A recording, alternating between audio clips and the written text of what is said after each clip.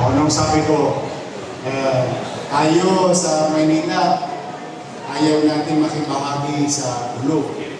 Magulo ba? Gulo-gulo, no? Ang kukulit. Pero, ang kawawa, correct, taong bayan. Ang obligasyon ko, maglingkod sa inyo. Tama ba? Kung pagiging-babaw ko politika, ano mangyari? Pagkita mo ngayon, dahil sa pakikipagtulungan, tingnan po rin kayo po ang mag-usga. Dahil dalawang gobyerno nagtutulungan, bagamat hindi magkapartido. Diba, alam niyo naman, hindi kami magkapartido ni Bonge. Tama. Pero kapag nagtulungan, yung dalawang gobyerno, nasyonal at lokal, may kapakinabangan ang mamamayan. Kaya sa mga nanay ko, mga tatay ko, na nandito, mga batang Maynila, okay na yan, panoorin natin yung teleserye. May bagong teleserye, tuwing alas 3 ng hapon. Mukhang aabangan nyo. Mukhang magiging kayo. Pero tayo hindi. Dito lang tayo. Basta, masayang-masaya po na tayo ay patuloy na nililiwan ni President Ferdinand Bongbong Marcos. Kasi, yun lang, malugod nga ako. Kapag kinabangan ninyo, kaligayahan ko. Dahil yun ang obligasyon ko. Paglingkod sa mga batang Maynila, sa mga nanay, tatay, lolo at lola ko. Mga lolo at lola ko, taas ang kamay, galaw-galaw, bawal maestro. See you sa July. I love you. Dito, ma'am, First Lady, ang senior sa Maynila, alagang parlo. Spoiled sa akin yung mga yan. But today, nagsasama-sama tayo para ipakilala ko sa inyo ang may katang-isip na kung saan maparamdam niya na may gobyerno na umunawa sa hirap na kinakarap ng taong bayan. Sa ganito pamamaraan, maibsan man lamang yung pang-araw-araw nating gastusin. At saka, ang pinaka-importante sa lahat, mayaman, middle class, mahirap, kakain ng correct. Bigas is life. Di ba walang ulam, basta may? Naman, kahit magdildil ka ng asin. O di ba? Habang bagong iniit pa lang yun, pag ninyanga mo na ng asukal doon,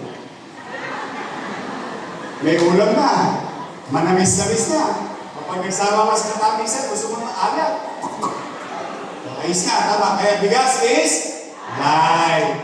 But I'm happy that she thought of this. Kaya, mga batang Manila, mga nanay ko, tatay ko, pwede ba? Ipakita natin dito sa mundo kung gaano tayo kainit tumanggap ng ating bisitang ipinagmamalasakit. Mga kababayan, ang unang ginang ng Republika ng Pilipinas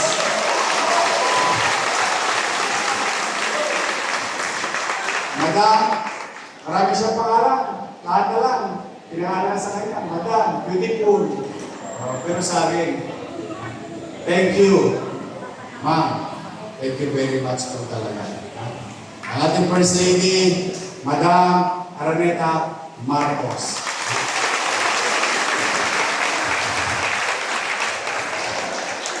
Nagagita na magtanong parang yung mayor. Politiko. Bolero.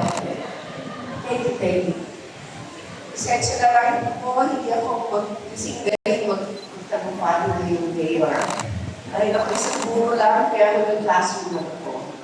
Pero ngayon, lalakasan ko yung loob ko para masabi ko yung mensahe na ako makikilo. Bilang isang ina, mahalaga sa ating group, kung may pagkain sa table, even if you cannot eradicate poverty, at least we hope that this little team will help you in the days to come. Maraming salamat sa inyo po. Dalaw dito at mula sa puso para sa pamilya at para sa buwan.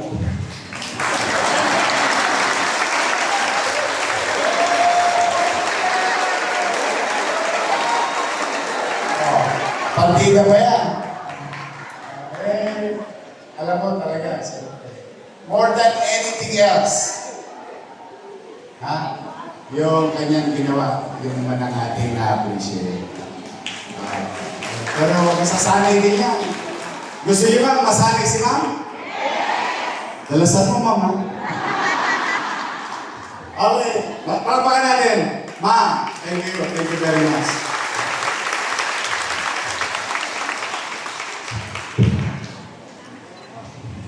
Yan, sa pagkakataong ito, syempre tayo po ay dadako na sa ating rice distribution. Inaanyahan din po natin, of course, Vice Mayor Chi Atienza, Yormes Comoredo Manoso, at syempre ang ating minamahal na unang ginang, Mama Luis Araneta Marcos.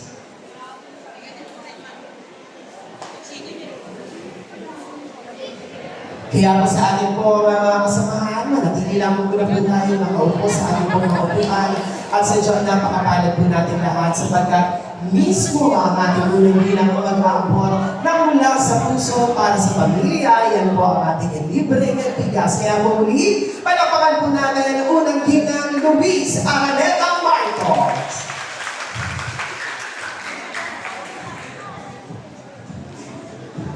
Kaya bigyan din ako ng maraming pagkakataon na para po maging maluwag ang pamamahagi po ng ating pagbigas. Makiusap namin po sa ating po mga kasamahang media at sa natin po ng ating po mga kasama ngayon. Medyo konti po puso lang ako.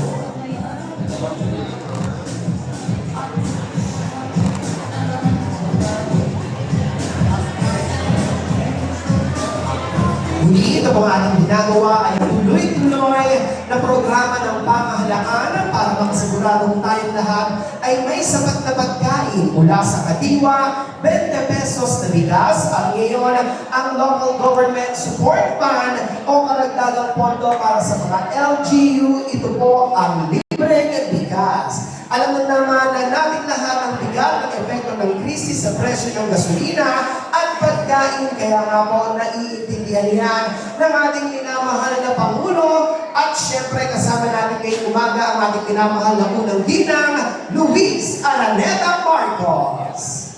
At din po maraming salamat din po sa ating minamahal na Vice Alcalde, Vice Mayor Chi Atienza at ang ating ama ng lungsod ng Maynila, Yormes Comoredo Tomadoso.